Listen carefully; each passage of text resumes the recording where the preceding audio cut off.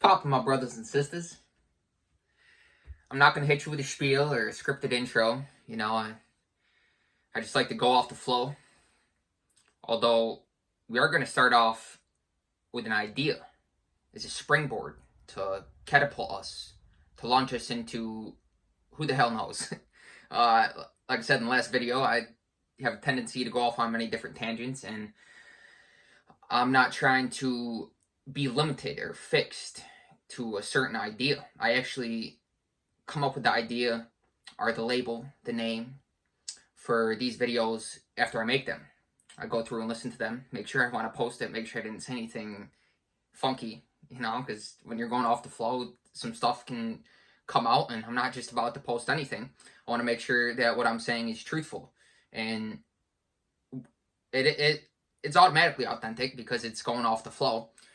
And when you allow yourself to do that, and the key word being allow, because we're not trying, we're not forcing, it's simply allowing. First of all, I shine the best when I'm in that state of just effortless joyousness, where you just allow yourself to express, and it's always authentic. And if I were to have an idea or a label for the video beforehand, at least for me, this might not be the same for everybody, a title could serve as a guide for many different people. And that's what this idea that I'm about to present you with is going to serve as a springboard to spiral us into many different topics of conversation. I was on a hike earlier, and I feel really inspired lately. I want to share many different ideas. When I'm walking in the forest, so many different ideas. And one of the challenges as a poet or an author or as a speaker, communicator, somebody that wants to share their ideas with others, is to make those ideas incarnate. That's where skill comes into play, and discipline. And I like to interpret the word discipline as skill. We don't have to think of discipline as, holding a hammer over our head. We got to force ourselves to do this, working hard. That's not a true position of power. A true position of power is effortless, stillness. It's like that immovable object, like a rock, that is supremely solid, but at the same time exquisitely gentle. Gentle could be interpreted as weak, and we don't want to interpret it as weak. Although it could be if it's gentleness by default. If you don't have the capacity to be violent, to defend yourself, to protect yourself or those around you, then gentleness is a form of weakness. But when it's chosen, when you have the capacity for violence, but you choose to be gentle, it's actually a very virtuous quality. Now, the idea before, see, I'm getting off on a tangent again. I told you, I called it. But the idea that inspired this video, when I was on the hike earlier, and I was like, I want to make a video. We're going to use that idea as a catalyst to catapult us into many different topics of conversation. So I'm hoping you're still with me, because this is going to be a good one. I already feel it. I'm in the flow, it's one of those things. So the idea is that intensity is not necessarily aggression. It doesn't equate to aggression. Now, when we think of intensity, oftentimes there's a tendency to equate it to passion and drive and forcing and going after something with immense difficulty and suffering and strenuous effort and imposing our will on nature, as opposed to an effortless intensity, a gentle intensity. So we don't want to, just like the title, I don't want to be fixed on a certain idea, trapped in a box, limited to thinking of intensity in a certain way, as if I'm just going off the typical definition of it. If I could just look up the definition of intensity, we're using words to define a word. So what is a definition? A definition is a conception. So, and conceptions are liable to change. Just like the word Alex. How I thought of Alex a year ago is completely different than how I think of Alex now. So like this, concepts are constantly changing and evolving. And there's either, you're either getting better or worse. There's really no stagnation. There's no such thing as stagnation in nature. You're either evolving or you're going the other way, So we want to be conscious and make evolution a conscious process. And we can do that through the process of metacognition. Now there's another label, which essentially is referring to being aware of our own thought process. So without the label, without metacognition, it sounds fancy, but it's really simply just observing our own thought process and evolving that process towards something that we want to manifest or create or bring into the world so that others can benefit from it. Now that's my inspiration, to share my ideas with others, to develop the skill and the capacity to articulate them so that they can potentially inspire and uplift other people, because they've been of value for me, and I'm hoping that they are for somebody on the receiving end of this. So intensity. We can be intense and at the same time be gentle. They're not opposites. We don't have to think of intensity in terms of aggression, because somebody can be very intense in their meditation. They can be intense in their stillness. I'm intense when I'm writing, although it's not forcing. It's an intense focus. It's an intense concentration. But at the same time, in the same day, I can go to the gym and be intense. I can be really in the yang, in that masculine sense of going after it. I'm going to get this. I'm going to conquer this mother effort. You know what I'm saying? I'm going to lift up this barbell and I'm going to dominate it.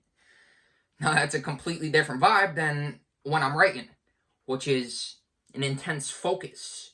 You're so concentrated on what you're doing that there could be stuff going on in the background. People could be working around me, and it wouldn't affect me because I'm so focused on what I'm doing. It's like you could say you're in a different dimension. It's a completely different vibe, but both are different expressions of intensity. So it's good not to get hung up on certain labels, whether it be Alex, identify with a certain concept of ourselves, because that's liable to change, just like our interpretation of different words. How I thought of intensity a few years ago may have been more rigid, more narrow, more fixed, and now it's more open to interpretation. And that's a true place of power, is being open, being receptive, allowing ourselves to be open to different ideas and to be able to hold two ideas in the mind at the same time without being polarized either which way. To be able to entertain a thought that we may not agree with, or we don't even have to reject it. We can entertain a thought without accepting it or rejecting it. Just placing our awareness on a thought and being neutral.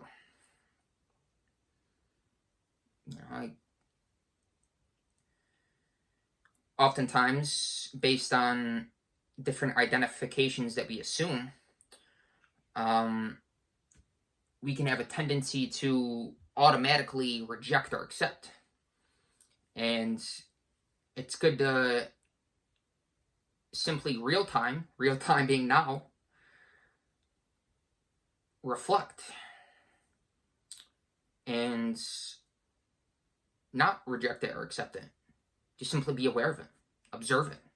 We can do that. We can just be aware of something without thinking about it. Like right now, I can be aware of the surroundings. I can look at this physical form on the wall without labeling it in my head, thinking, this is wood. I can just look at it. And, the mind's not necessarily blank.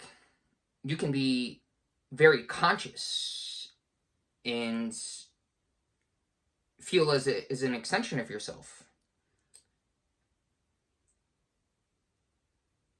But at the same time, one could, look at it kind of dull and blank, and mind could be numb as opposed to conscious. So your mind can be empty, and that could equate to being dull, or you could say asleep. It's like zombified. But there could be an alive emptiness. Now, we got to be careful the words we use, because empty has a connotation associated with it that's not the vibe I'm trying to give off. So that's another thing artists, communicators, writers have to be aware of, is the words that we use and paying attention to detail. Because the book that I'm writing right now, every word is strategically placed. I don't want there to be one word or one comma out of place. That's why it's taken longer than originally intended, but it's all right. It's part of the process. It's not about the result.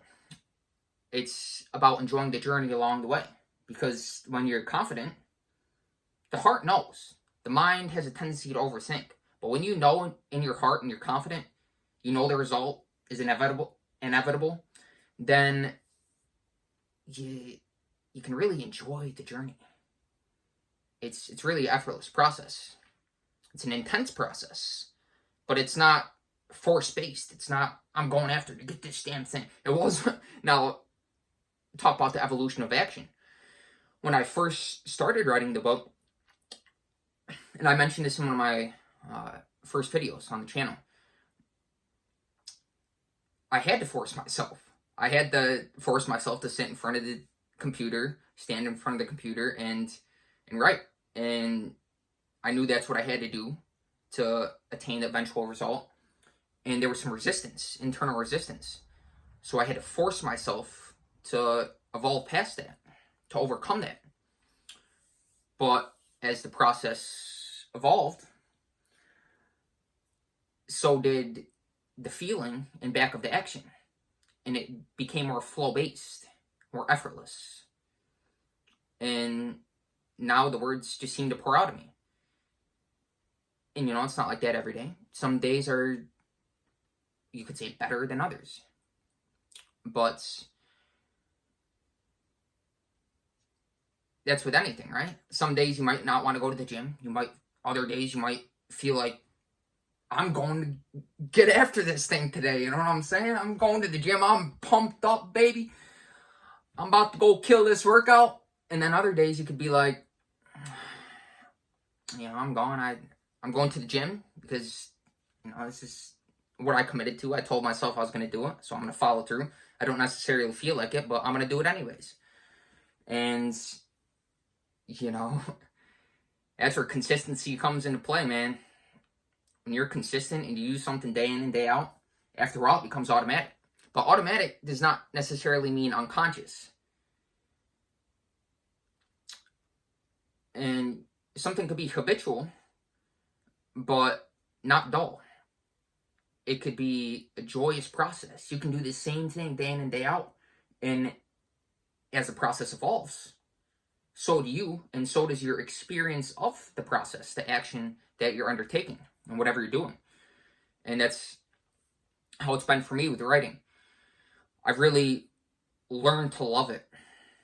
And anything that somebody loves doing, somebody loves communicating, somebody loves sharing themselves with the world, it's bound to be auspicious. it's bound to be successful.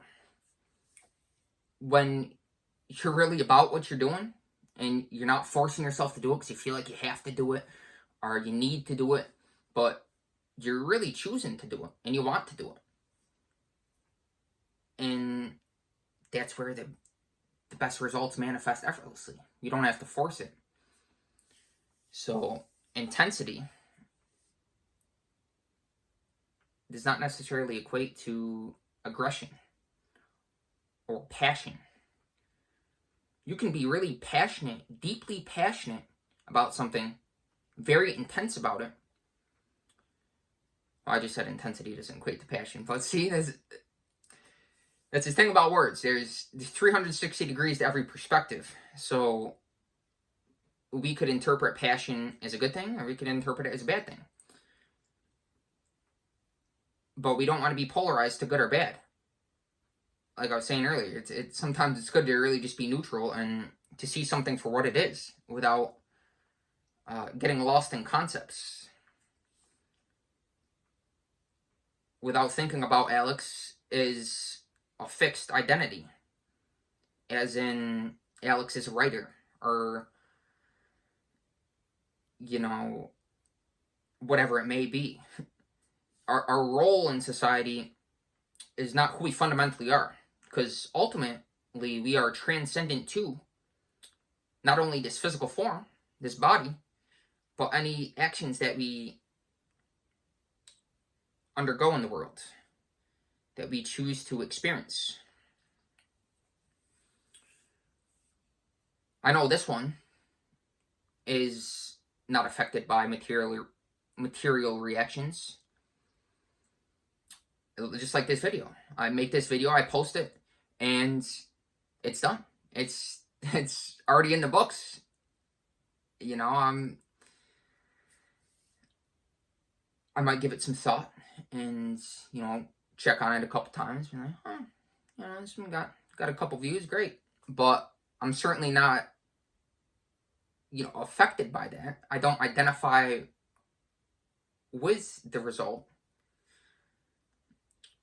But that's a concept in itself. Identification, what we identify with. A really deep topic of discussion that is relevant to everybody. Whether we identify with the body, or our intellectual process, or we see ourselves as transcendent to both of them. And we can psychologically understand that we are not the body, and we are not the mind. But that may not necessarily be our subjective experience. We can intellectually understand it, but if we don't feel it, then it's not necessarily real in our experience. So we want to get to a point where we not only intellectually understand it, but we experience it on a day-to-day basis. And that's really evolution. When you can go through your day and not carry your actions today, you don't carry them on into the next day. Every day is a new day. It's a fresh day. It's a new start.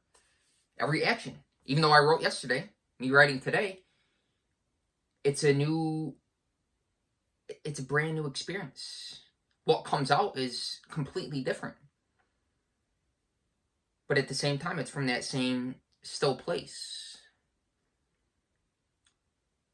That place of gentleness, gentle intensity. Not force-based. It's funny. People trying to control outer circumstances, and we could call it the external world, in a force-based way, to try to lord it over material nature. People trying to, Grandpa yesterday's Christmas, we were all gathered, family gathered, and he was talking to the dog. Shut up, silent, and trying to force the dog to be quiet. And that's operating from a place of force. You can actually influence things with your thoughts. You don't even have to speak a word. You can simply think something and influence the environment around you. And that's a place of power, because we're not reacting to the world.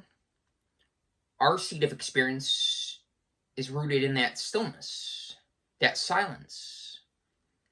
And from that place, from that space, from that consciousness, from that inner experience, we really are in a much more powerful position to manifest what we want and to really enjoy the experience, the process of this thing called life. This living entity right now, his heart's beating, lungs are breathing, legs are walking. Is it good? One of my favorite things to say when I'm hiking is, Lord, every breath I take, every step I make, I'm always thinking of you. I'm always conscious of you, every moment. Whatever I do, Lord, I'm always thinking of you. Mind's always fixed on you. And when you're in that space, man, you're rooted in that stillness,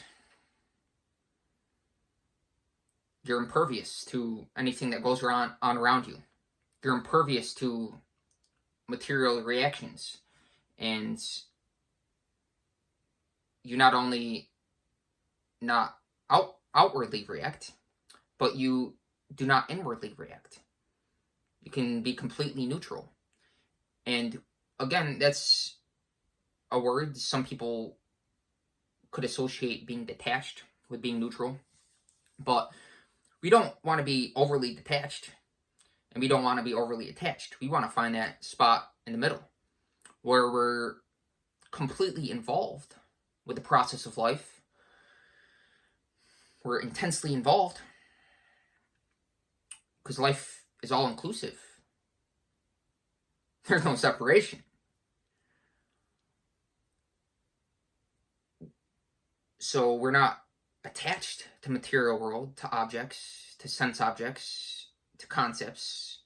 But at the same time, we're not completely detached. We understand that fundamentally we're that stillness, that profound awareness, that silence. But we're not going to be in that all the time. That's not practical. We have this beautiful blessing called the mind. So we're going to utilize it to uplift others and manifest and create what we want in the world. But we're not overly attached to it. But we're not completely detached from it, because if we're completely detached from it, then nothing would happen. So finding that balance is one of those things. And the process of writing is great because, I'm just going off the flow right now. Need a sip of water. But with writing, it allows you to really be calculated with what you're going to say. Like I said, each word is strategically placed. So there's no confusion. Somebody could interpret this video and say, there's contradictions and it's not adding up and he misspoke here. Whatever. It is what it is. Like I said, I'm not affected by the reactions. People can think what they want. That's wonderful. I know my intent. I know the sincerity and purity of my intent. So, people are going to think what they want. And people who are meant to see this will. And people who sense the sincerity in this will, hopefully be uplifted by it and resonate with it. Whereas, others may not. That's okay. Not everybody's going to always agree with what you have to say.